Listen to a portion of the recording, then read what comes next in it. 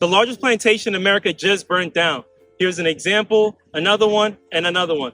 But that's not even the craziest part. Nottoway Plantation was a plantation resort. Could you imagine a Holocaust labor camp being a place you could get a spa day, a massage, and chill by the pool? Well, we don't got to worry about that anymore because Nottoway is gone. Let the tape roll. This plantation burning down is significant because of its history and what it represents. Let's now learn about its dark past.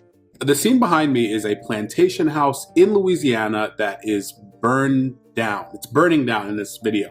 But this is not just any plantation house. This was the largest antebellum plantation house in the South, owned by one of the richest enslavers in the South. This is the Nottoway Plantation in Louisiana. It was built by enslaved Africans in 1859. It was owned by this guy, John Randolph. Now, John wasn't even from Louisiana. He was from Virginia originally, but he came from a wealthy slave-owning family, and his dad was hired by the federal government to do something in Louisiana, and he moved with him. Now, originally, he wanted to make it into a cotton plantation, the same type of plantation that he was used to in Virginia. But he noticed that the climate in Louisiana was a lot different, so he changed it to a sugar plantation. And because of that, he ended up tripling his family's wealth. John Randolph enslaved 176 people. But the plantation house itself was built around the same time as the Civil War. John didn't want to fight in the Civil War. He was scared. So he sent 3 of his sons and he asked, how much money do I have to give to keep me out of this? And he was a huge financial backer of the Confederacy in Louisiana. When he realized that the Confederacy was losing, he left his wife in Louisiana, took 200 slaves, and went to Texas. Once the Civil War was over, he contracted with 53 bonded people, basically people that owed him money and were working to pay it off. It's just another form of slavery. He eventually died in 1883, and his wife eventually sold the plantation for $50,000. That's the equivalent of $1.9 million today. And now he has no legacy at all. Lord Jesus, it's a fire. Fire. Woo, woo, woo, woo, woo.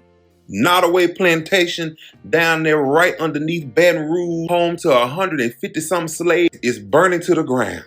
Thank you, ancestors. Mind you, people love this God-forsaken evil place. Look at the places the got on this property, y'all. They got the nerve to call this cursed ground a damn resort. It was owned by John Randolph. May he burn in hell continuously. And all his family members. And I hope some of them on this page right now. I don't know if the ancestors wanted to remind us to keep up the good fight of faith or what. I ain't never been so happy to see smoke billowing. God, look at the beautiful, beautiful footage. I know. Some of y'all say, Darian, this is a historical landmark. It's a historical landmark. Burn, baby, burn. That's where it's located. God bless you, ancestors. God knows I wish we could have been there to put something on the grill when it's burnt to the ground. Here's to many more burning up. Fire. Yeah, I was sad to see the Nottoway Plantation burn. Of course you were.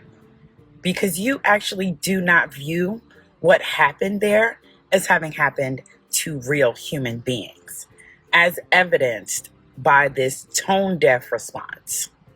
Every day one of you gets on this app and reminds us why you will never ever beat the racism allegations. Because the amount of people that I've seen saying, oh, that was my favorite plantation. What is wrong with you people? Do you think anyone in Germany has a favorite concentration camp? And the fact that you all think that plantations are these beautiful, picturesque places to hold weddings and events at shows how truly evil and diabolical you all are. You can't help it. So I'm happy that it burned to the ground. I wish the same fate for every last standing plantation, except for the Whitney Plantation that does not hold weddings, and they actually tell the truth about what happened there.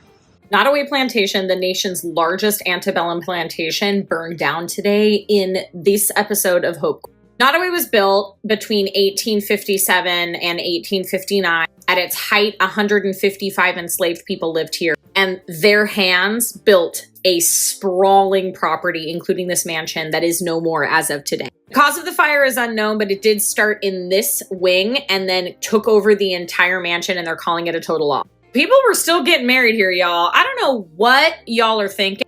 Their website has image after image of people who got married here. This image particularly freaks me out too. Like, so many people lived on those grounds, built by the hands of enslaved people, but I'm glad you could have your dinner here. Their website is also just so gross. Nottoway Resort, a AAA 4-diamond property and a member of the Historic Hotels of America, is the home of the South's largest existing antebellum mansion. Completed in 1859 and now stunningly restored to her days of glory. There was no glory at this house. There are hotel rooms in the cottages. Who lived in the cottages?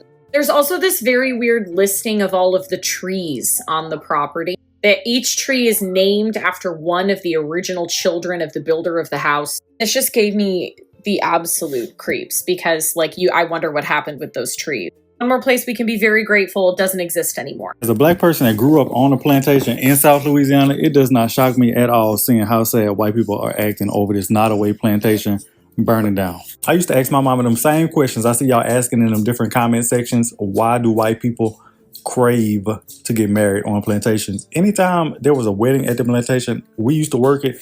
And as soon as I got old enough to tell my mama I didn't want to do that shit more, I stopped doing this. Because anytime I was over there at the big house, whether I was running, hunting, fishing, walking, or either I needed to go over there and take a bath, because the lights would never go out there. No matter Gustav, Katrina, if our lights went out, those lights over there at that plantation house were 100% guaranteed to be on. But anytime I was over there, I felt like somebody was watching me. Sometimes when I would be running over there late in the evening or at night, it would look like figures were standing in the windows, my eyes tearing up, even talking about this shit. A bunch of people even got kidnapped over there. I don't know if this was the 70s or the 80s. To the white people that are so mad that we don't give a about that Nottoway plantation that was just burned down.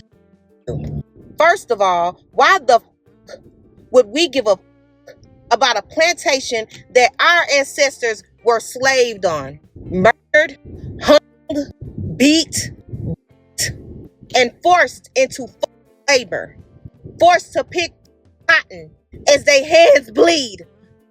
We don't give a y'all mad. Let that burn. And to all the people that say, oh, it's for the history, we humbly decline history because y'all done played in our face too long. Y'all talking about history when all we see is movies about slavery. This, oh massa, oh come on massa. How many fruit movies was it? Did we even need all them fruit movies? Write it down, take a picture, but we didn't need that plantation to be standing there anyway. Thanks, Annabella. Some people are saying the Annabelle doll did this, but the doll is an evil entity. It would most likely have loved the horrors that went on at plantations and wouldn't have wanted to see it go. Call it a coincidence, call it whatever you want. Annabelle, one of the most haunted and demonic things on this planet, is on tour. And it was just in New Orleans, Louisiana. And you won't believe what happened.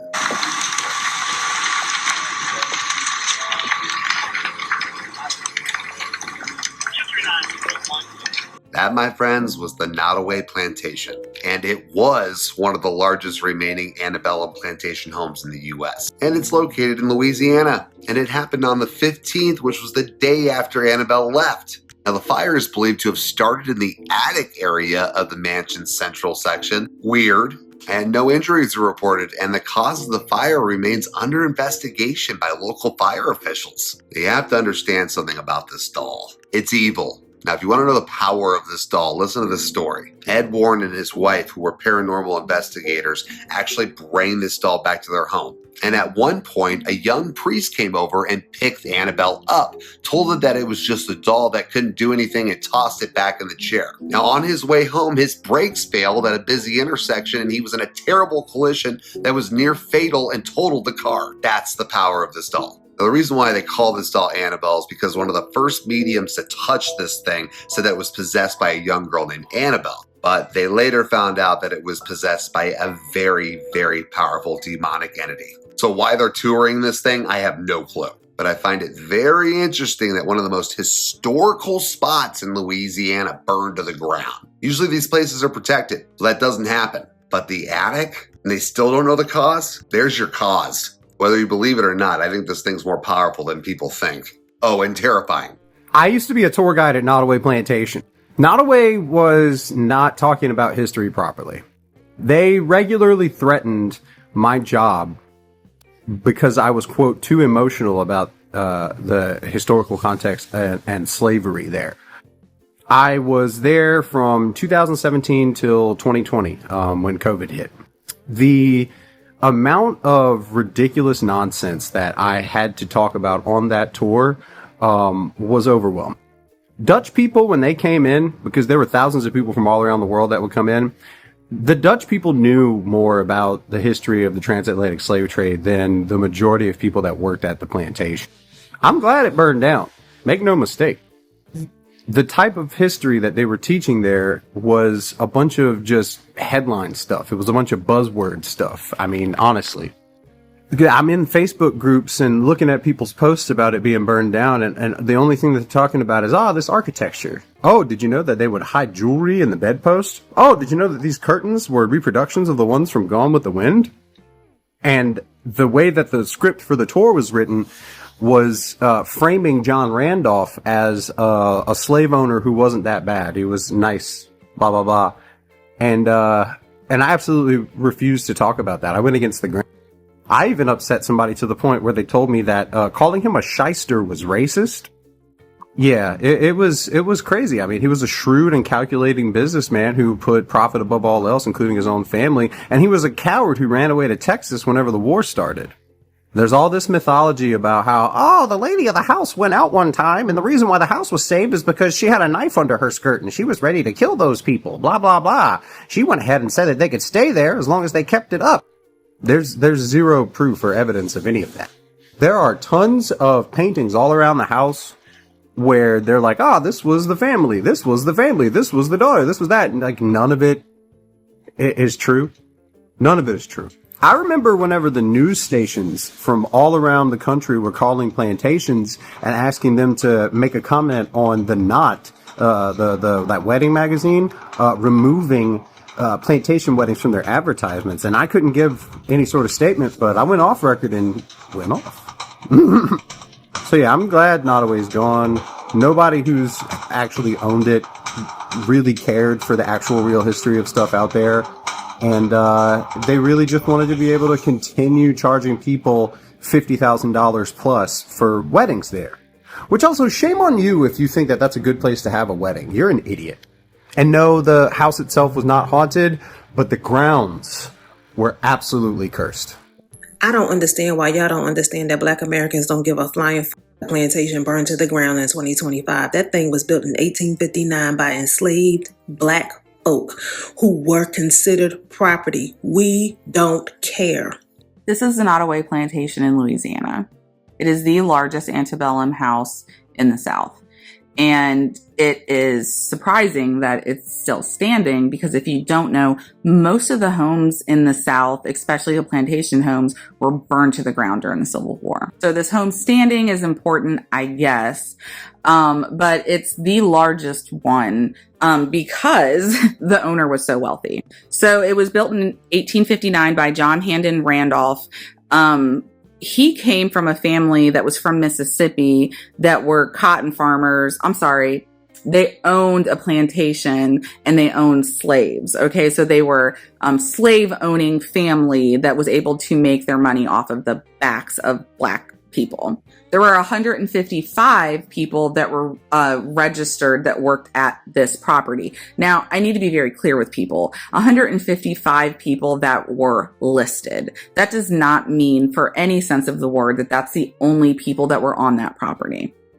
That just means that that's the people that they were willing to list as an asset.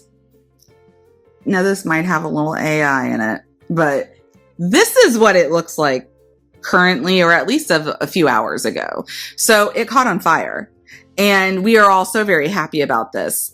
But let me explain, because people might think, but it's history. You just said it's the largest house and it actually survived the Civil War. You would think.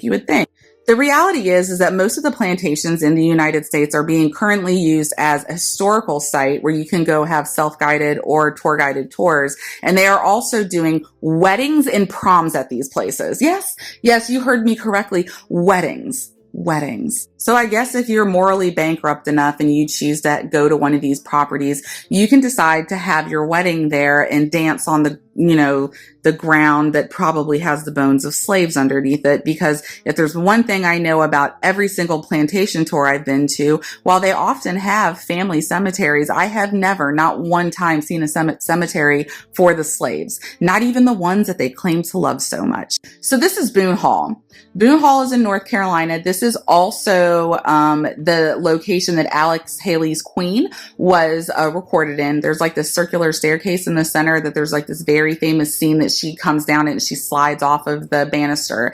In that movie, Halle Berry is a mixed woman.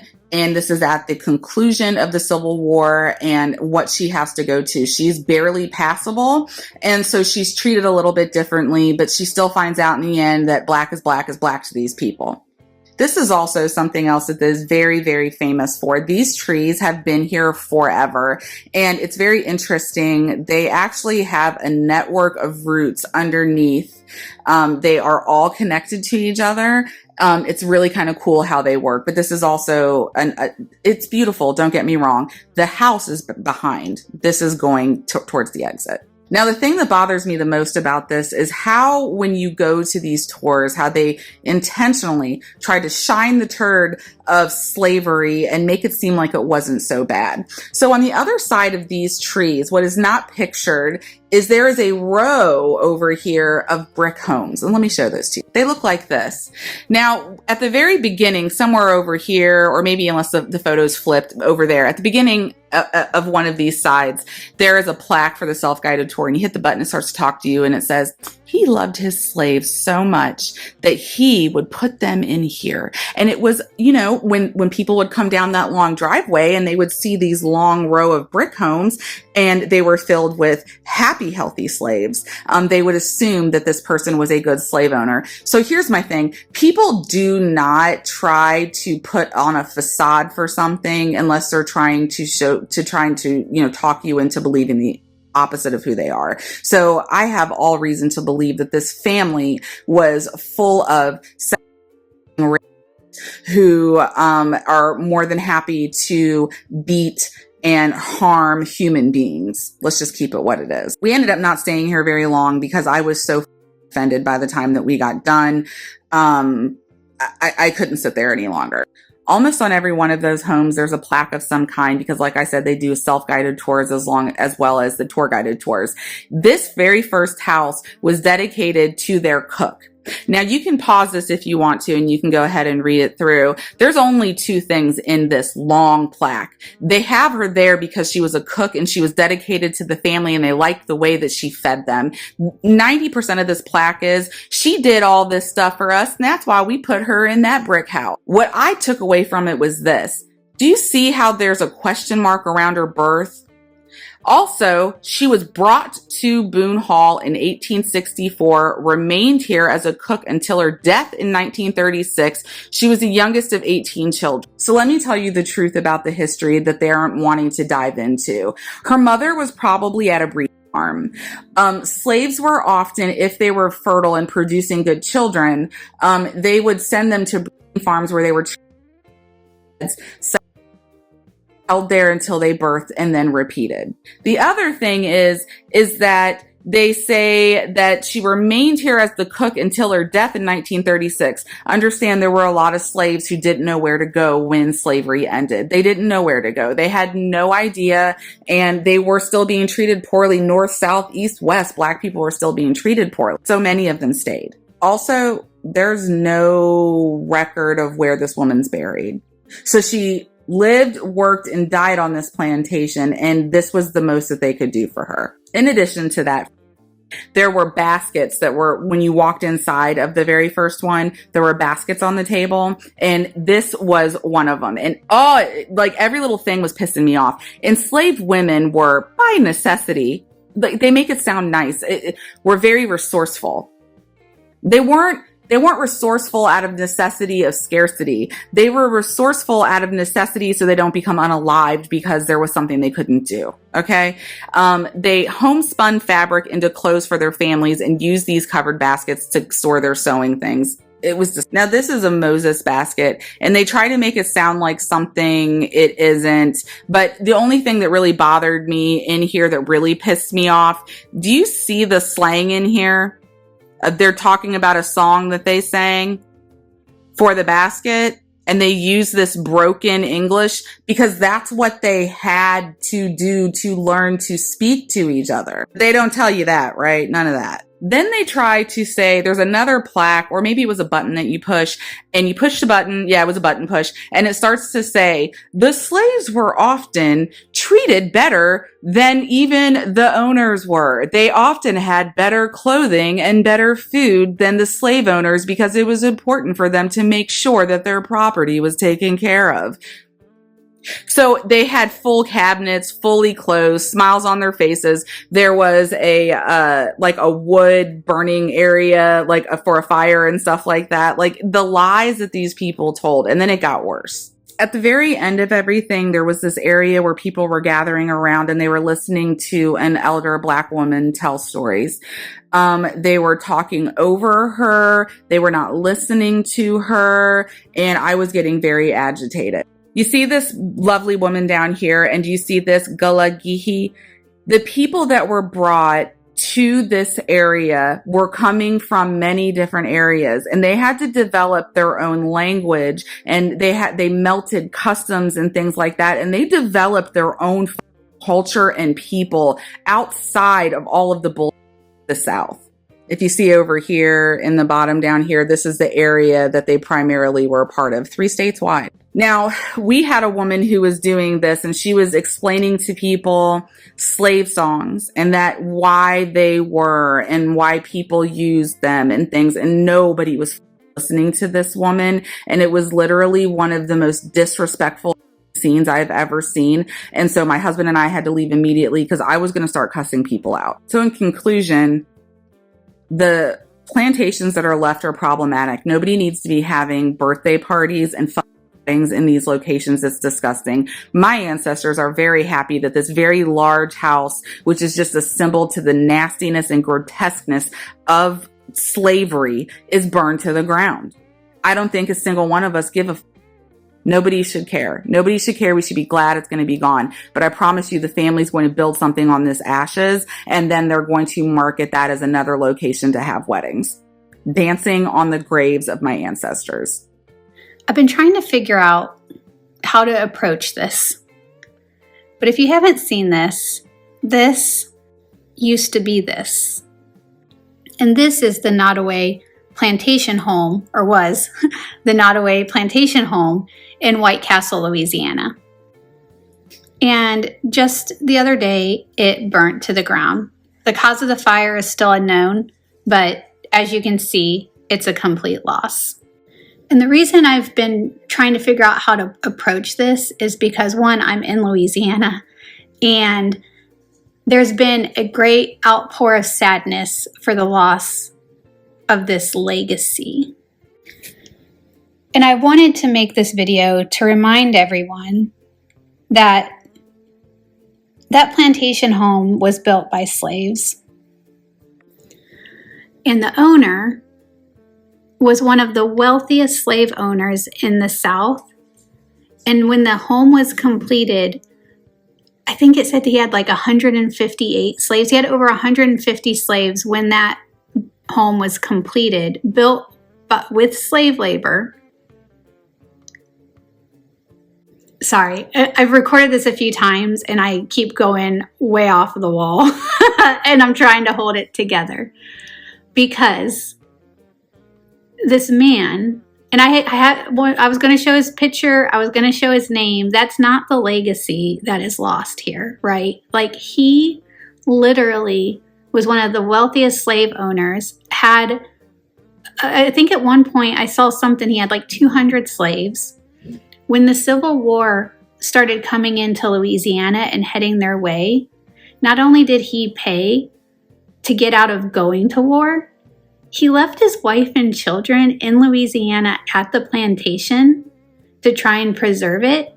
And then he took all the slaves and went to Texas. And then it was turned into an event center where weddings are held. and a museum celebrating Southern grace. I don't know, I'm getting emotional. And we're going to be sad that it burnt to the ground. And I didn't already say this, and I'm already over 2 minutes, so this is the last thing I'll say. There's plenty of videos out there with people talking about this. This was a sugarcane plantation. Not that if it was a cotton plantation it would be any better, but this man came from Virginia, where his family had cotton plantations, and he switched to sugarcane because of its profitability. And I think I read somewhere that he increased his family's wealth like 5 times over by switching to sugarcane. And sugarcane plantations were the worst kinds of plantations. They were grueling. The life expectancy on sugarcane plantations was low because they were out there cutting the sugar cane with machetes, and then they were boiling it down. And when I say they, I mean the slaves. They're the ones that built the financial backing to build a 53,000 square foot home with 64 rooms. And it was their labor and their skill that built all of the beautiful, intricate details of this property. And it was beautiful. It was stunning. But when it existed, when it was a museum, that was one of the things that was really controversial, was that they didn't fully, like, they acknowledged they were built by slaves, but they didn't fully go into what that meant. And then they continued for over 100 years, right, to continue to capitalize off of that slavery. So I think it looks fine. So Nottoway Plantation burned down in Louisiana, and the amount of people and brides posting their photos in front of the plantation and just the whitewashing is honestly mind-blowing to me. Is it an absolutely beautiful home, and am I sad that people are out of their jobs? Absolutely. But let's not forget how problematic plantations are and how it's freaking wild that people even honestly get married at plantations. I'm sorry if that offends you, but the history behind them and your Black friends that have to attend those weddings, I just feel like I can't keep quiet about it anymore because it's so infuriating to me. And of course, as it never fails in the comment sections for Louisiana news, there's so many people saying, oh, get over it. Oh, so long ago, blah, blah, blah. It wasn't. And it's just so deeply problematic to me and so infuriating. I have no words because it's so frustrating. Please, for the love of God, look up the history of this plantation home and its original owners, please. And the backs of the slaves that it was built on and their living quarters. And stop acting like it's some great piece of history that we should all adore. It's beautiful, yes. I'll give you that.